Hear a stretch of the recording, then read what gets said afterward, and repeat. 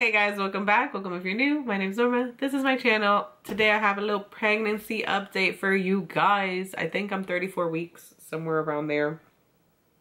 No, I might be closer to 35 actually. 35 weeks. Yeah, 35 weeks. Anywho, let's talk about it. Let's jump in. What's been going on, where I've been at, how things have taken a drastic turn, and yeah, let's get you caught up. I hope this looks okay. I normally just like watch videos when I get ready, but I was like, you know what? It's too bad. Won't be too bad. Little change of scenery. My lighting still sucks. I need to get a light on this side because I feel like I have a lamp here and that's why you can't see as much shadow. Man, shadow over there. But we're gonna pretend that it's not there. Now, normally I wet my beauty blender, but I didn't today. You know, pregnancy laziness. I'm also just doing a quick look. But anyways, let's get right into it. Not a quick look, but like I just, you know, make my face look decent for the camera. See, already looking better. Okay, so pregnancy update. Last time I talked, Cameron was gone and I was in my first trimester, or like just getting over it. Second trimester was beautiful. I felt great. I felt alive, doing things. Going into third trimester was also not bad at all. Like, couldn't complain at all. But then came the end of, well, okay, so what is it? They do the gestational diabetes testing at like 28 weeks or something like that. So at 28 weeks, I think I might have been either 28 weeks or like 26 or 27. I was really close to it. They did my anatomy scan and they actually had to do another one because Koa was moving too much. And I guess there were like certain shots they wanted to get again. So they do another one and that's when they're like, you know, we think that your amniotic fluid is too high and baby is a lot bigger, is bigger than it should be at this stage. But granted, I wasn't really concerned. They weren't really concerned once they realized I had big babies. Carter was 9 pounds 8 ounces. Kai was 9 pounds 1 ounce. So they were like, well, kind of proportionate to you. So basically, it goes from, actually, I don't think I was 28 weeks when they figured that out. I did the gestational diabetes test probably around like 28 or 29 weeks. Around, somewhere around 30 weeks, 30, 31 weeks was when they were like, yeah, your amniotic fluid is high, blah, blah, blah. So then, that was when I was supposed to go into visits every 2 weeks. So most of your pregnancy is once a month, then you go to 2 weeks, then you go to 1 week for the last month. I have been at 1 week, pretty much for what would have been the last 2 months. So when I went in the next week to get my fluids measured or whatever, they were too high. So amniotic fluid, mild is 25 to 29.999, whatever. Moderate is 30 to 34.99999. And severe is 35 and up. I was 35 point something. Or sorry. At my actual doctor, I was 30.3 or 30.4, something like that. So she was like, you're in moderate. Basically, she was saying like, if it's higher the next time, then we do have to revisit when my C-section would be. My C-section was supposed to be scheduled for the 21st. So, you know, basically she's like, we'd have to schedule it earlier because then there's concerns and blah, blah, blah. But they weren't really explaining the concerns. I'm guessing because like, I'd imagine they probably couldn't, but probably also didn't want to. Like, why would you be telling someone like all this stuff that technically like isn't happening to the person yet, if that makes sense. But anyway, so she was like, we do a sonogram with a high risk doctor at a bigger hospital here to just like make sure, you know, they want that person, that high risk doctor to double check. So I was like, okay, cool. They scheduled me for my appointment next Friday. I get a call from the bigger hospital that following week for an appointment on that Friday morning. And my appointment with my doctor was that afternoon. I went in, turns out it's gone up to 35 something, 35 point something. So I am now in severe. And basically there's only one known reason that will give you like cause and effect, which is gestational diabetes. If you have gestational diabetes, that's the explanation for your high amniotic fluid, big baby. And I'd assume there are certain steps you can take in that specific situation.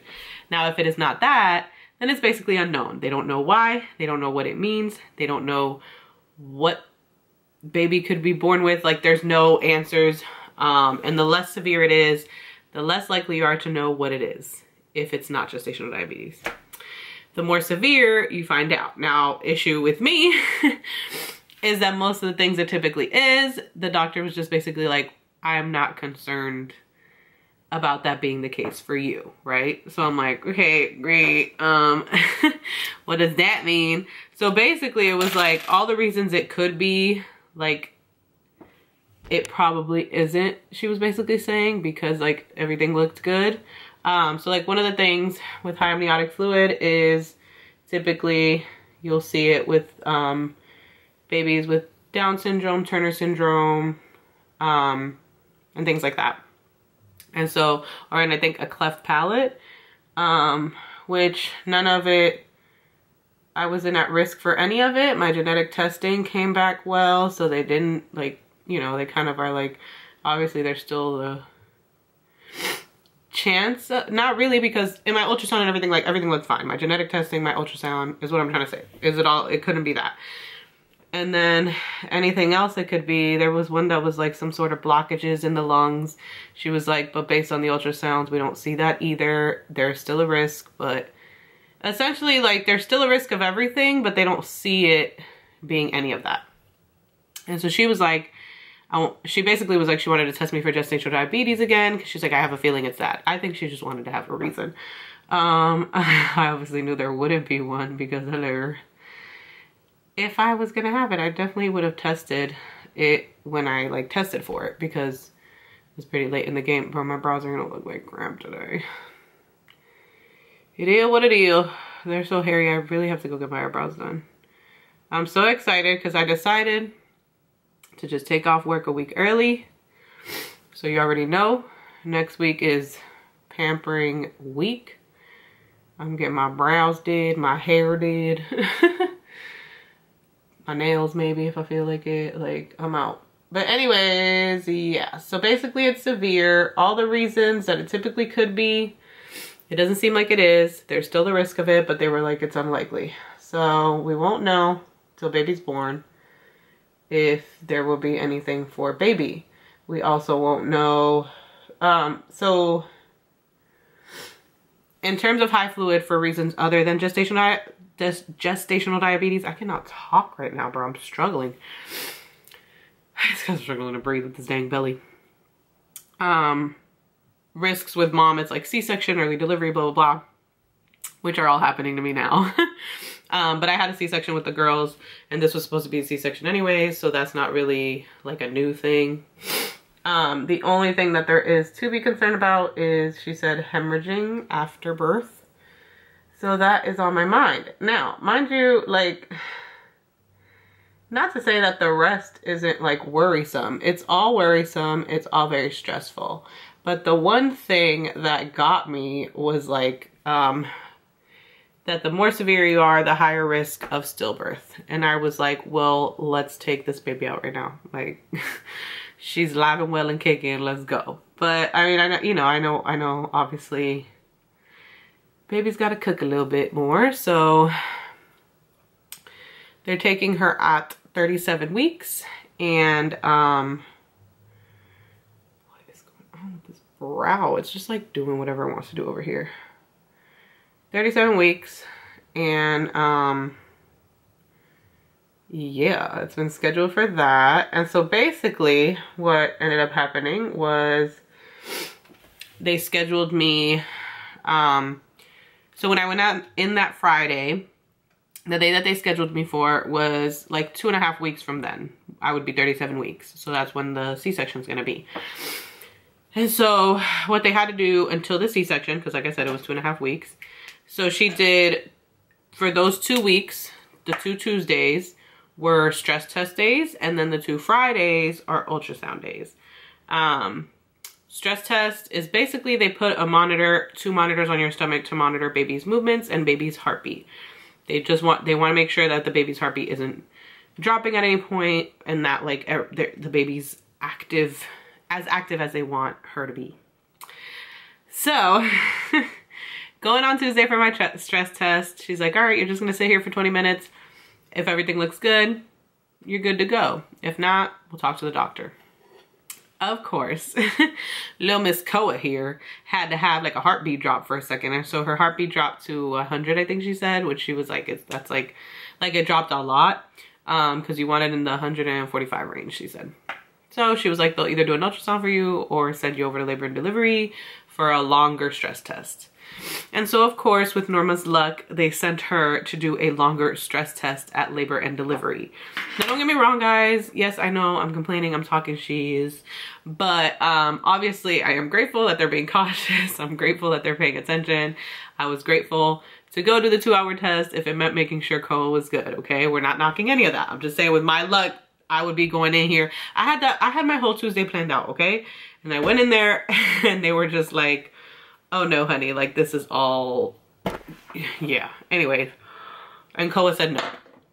So yeah, I had to do, so the stress test is between 1 hour to 2. If they don't get what they want in 1 hour, you'll go as long as 2. And of course, once again, I say of course, Norma Crispin luck would have it that I would go a full 2 hours, over 2 hours, honestly, because Koa kept running away from the dang monitor. So her heartbeat would just like stop. So they're trying to get it. And so I think I probably went like 2 hours and 20 minutes.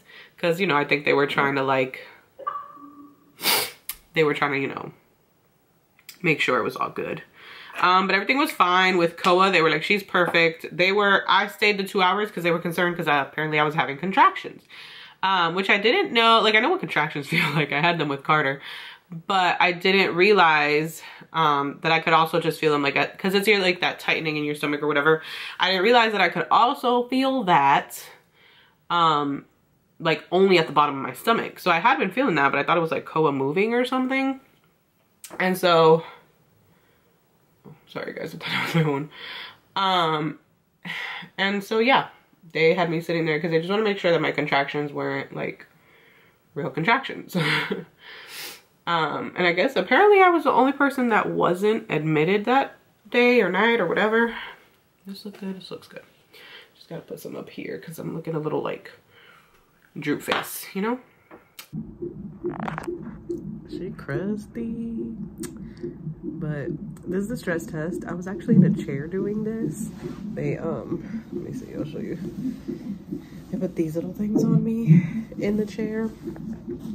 And it was supposed to be for 20 minutes, but after 20 minutes, there was a variable, she said, where like the baby's heart rate went down to like 100.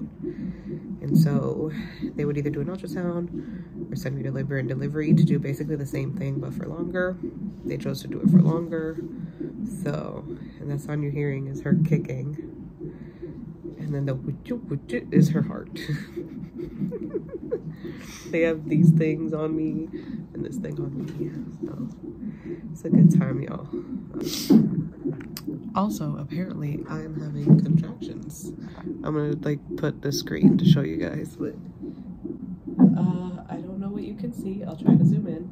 The top is her heart rate, the bottom is contractions, which now I'm realizing the tight feeling underneath was a contraction.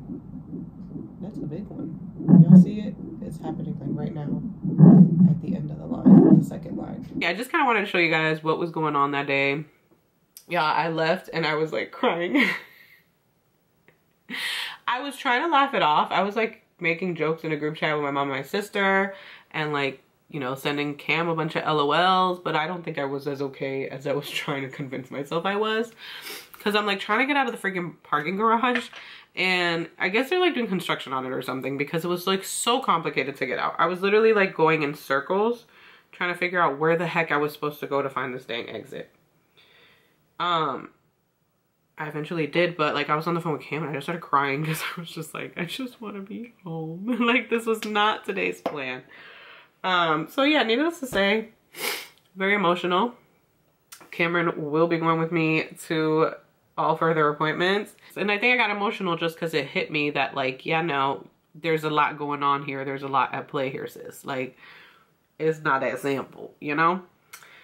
So yeah, he's coming with me to all further appointments. He's coming with me to tomorrow's ultrasound. Honestly, I just want to make it to Tuesday. There's so much that I still feel like I want to do and get done. I want to get ahead of the game with videos. So, because I know I'm going to be in there just like feeling like crap. But I am going to try to still film.